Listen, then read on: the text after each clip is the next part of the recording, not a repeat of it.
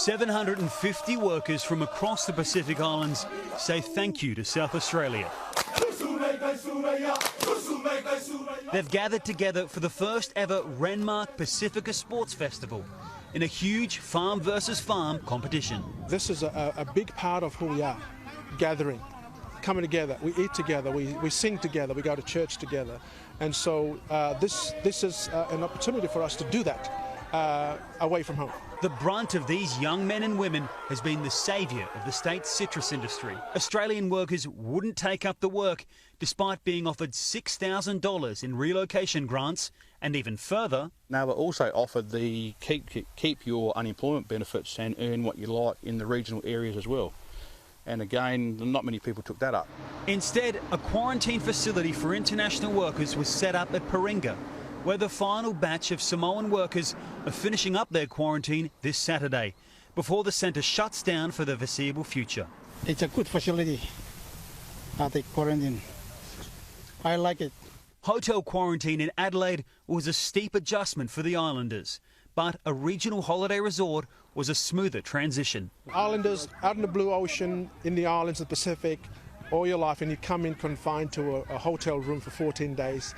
Language barrier, a challenge as well. So, yes, it was a very difficult experience for them. Farmers split the quarantine bill with the state government and had to pay $2,500 per worker. Farmer Phil Croon says it added an extra 10 to 15% to his costs. We're really lucky in the last 2-3 years. The citrus prices have been really good, so we can afford it. These workers from Vanuatu are paid $30 per full bin of oranges, which takes one worker 45 minutes. Because we're very fast in picking. The women are slightly slower, but earn enough to support themselves and their families back home. Mostly we get 1,500 per week.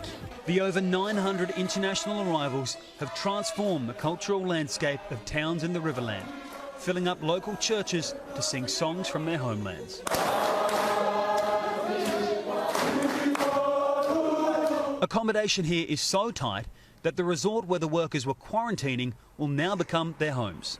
The states and territories are working with the federal government to explore a range of different quarantine options for international seasonal workers arriving in the future, including a program that could allow those workers to quarantine in their own countries. We haven't made decisions in relation to alternate models of quarantine for seasonal workers yet, but there's plenty of work happening with states and territories, the ag industry and Pacific Island nations to enhance the capability in those nations around testing, to help them with their vaccine rollout, and through that to hopefully find even more efficient means to get the workers in the future.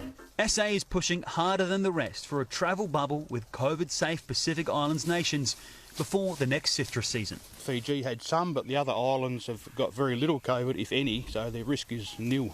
Joel Philp, Sky News, Renmark.